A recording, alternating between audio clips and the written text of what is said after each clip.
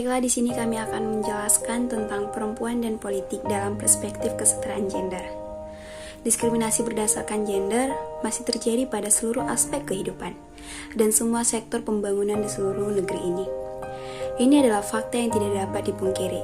Meskipun ada kemajuan yang cukup pesat dalam kesetaraan gender dewasa ini, sifat dan tingkat diskriminasi juga sangat bervariasi di berbagai negara atau wilayah. Tidak ada satu wilayah pun di negara berkembang di mana perempuan telah menikmati kesetaraan dalam hak-hak hukum, sosial, dan ekonomi. Kesenjangan gender dalam kesempatan dan kendali atas sumber daya, ekonomi, kekuasaan, dan partisipasi politik dan pengambilan keputusan terjadi di mana-mana. Perempuan baru pada tataran sebagai objek pembangunan belum menyasar sebagai pelaku pembangunan. Salah satu faktor yang menyebabkan lingkaran ketidakadilan gender ini berada pada tataran kebijakan yang masih bias gender. Nah, seperti yang kita ketahui, beberapa waktu terakhir, isu kesetaraan gender telah menjadi hal menonjol dalam platform pembangunan, tidak saja di Indonesia, tetapi juga di dunia internasional. Kita tentu memahami bahwa selama ini perempuan secara sosial terpinggirkan. Budaya patriarkis yang tidak ramah pada perempuan. Ada konstruksi sosial budaya yang menempatkan perempuan seolah-olah hanya boleh mengurus soal-soal domestik saja. Tak ada hak untuk merambah area publik yang lain. Ini menunjukkan bahwa keyakinan itu masih tertanam kuat. Persoalan perwakilan perempuan menjadi penting manakala kita sadar bahwa dalam kehidupan sehari-hari kita melihat perempuan tidak secara proporsional terlibat dalam kehidupan di ranah publik. Hal ini sangat menyedihkan apabila dilihat dari komposisi penduduk antara laki-laki dan perempuan yang hampir berimbang. Sebagai bentuk representasi perempuan di legislatif masih sangat minim, yang masih menjadi pemikiran kita bersama. Representasi perempuan dalam bidang politik boleh dikatakan masih jauh dari apa yang kita harapkan. Pendidikan politik merupakan salah satu aktivitas yang bertujuan untuk membentuk dan menumbuhkan orientasi-orientasi politik pada setiap individu maupun kelompok. Proses pendidikan politik dilakukan agar masyarakat luas dapat menjadi warga negara yang sadar dan menjunjung tinggi akan hak dan kewajiban dalam kehidupan bermasyarakat, berbangsa, bernegara, serta memperhatikan keadilan dan kesetaraan gender. Hal ini ditekankan karena pada realitasnya masih dirasakan adanya kesenjangan antara peranan yang dilakukan oleh kaum pria dan perempuan pada berbagai peran. Oleh karena itu, peningkatan peran perempuan dalam pembangunan yang berwawasan gender sebagai bagian integral dari pembangunan nasional mempunyai arti yang penting dalam upaya untuk mewujudkan kemitra sejajaran yang harmonis antara pria dan perempuan agar terwujud kesetaraan dan keadilan gender dalam berbagai kegiatan khususnya bidang politik. Perempuan mempunyai makna yang sangat penting untuk memberikan pemahaman dan menyatukan represi tentang pentingnya pembangunan demokrasi yang sehat, adil, dan realistis.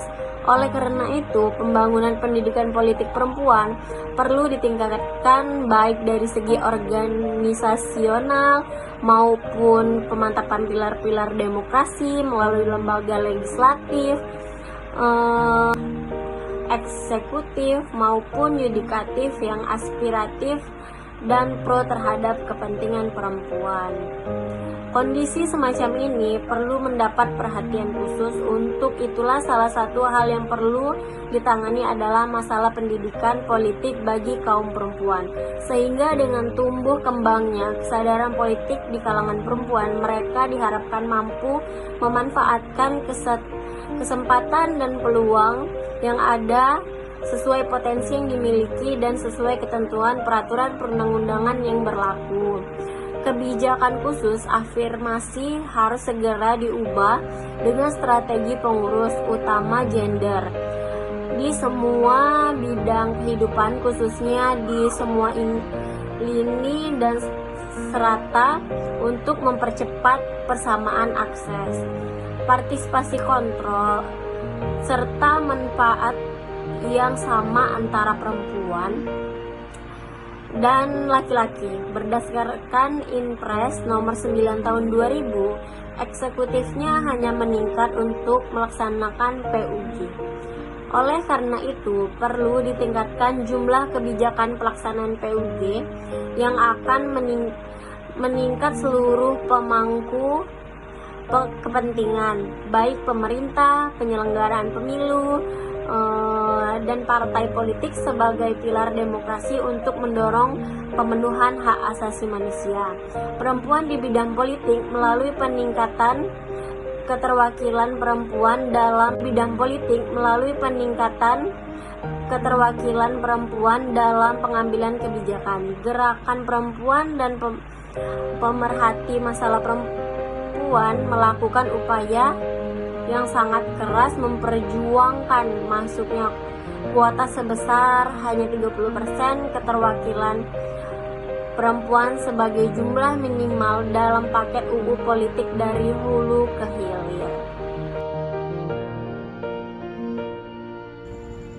Berbicara tentang politik gender, ini sudah lama menjadi isu yang berlarut-larut kawan-kawan. Karena dari zaman feminisnya Barat dengan feminisme Indonesia itu sudah mengulik banyak tentang kasus tentang kekerasan ataupun pelecehan terhadap gender tertentu, yaitu khususnya tentang gender perempuan. Nah, sampai saat ini terkhusus di Indonesia banyak sekali kasus-kasus yang sudah mencuat ataupun naik ke beberapa media bagaimana tentang perlindungan hak kepada perempuan. Terkhusus di Provinsi Jambi ini belum ada hukum yang ditegakkan bagaimana melindungi korban-korban para perempuan ini. Nah, kemudian dari sisi politik, kita mengulas tentang bagaimana kesetaraan antara perempuan dan laki-laki, karena kami berpendapat bahwa bagaimanapun caranya, laki-laki dan perempuan dalam hal gender tidak akan bisa setara. Nah, kemudian karena secara lahiriah tidak akan ada namanya keseimbangan kesetaraan laki-laki dan perempuan. Yang ada adalah hak-hak perempuan akan lebih kita utamakan karena ada beberapa masa-masa atau fase-fase perempuan yang tidak dialami oleh laki-laki. Sekian dan terima kasih.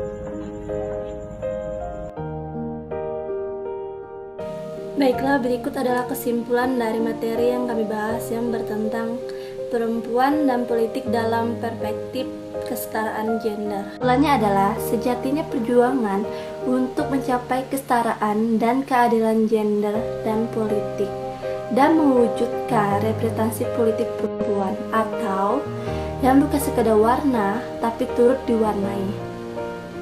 Di negara ini sepertinya masih butuh waktu yang panjang dan perjuangan yang kuat untuk dibuktikan, karena ini menyangkut kapabilitas yang bisa dipertanggungjawabkan untuk bersaing dan mampu berkontribusi dalam politik praktis secara signifikan. Dalam masyarakat yang terlanjur meyakini kodrat perempuan sebagai makhluk lemah dan agak sensitif, jelas dibutuhkan upaya mengonstruksi isu representasi politik perempuan dalam bingkai demokrasi yang serta partisipatif dan wacana gender dalam frame Muslim demokrasi atau non-patriarkis sebagai prioritas kebijakan ke depan agar tatanan masyarakat demokrasi yang berkeadilan gender bisa sungguh-sungguh terwujud di negeri ini.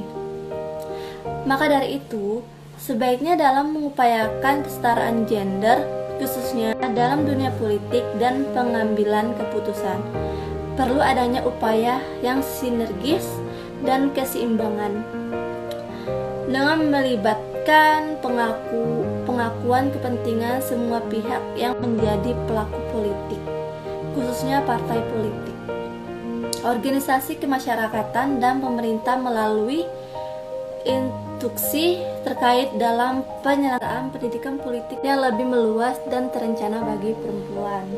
Baiklah, sekian hasil dari diskusi kami. Semoga dapat menambah wawasan para pendengar. See you at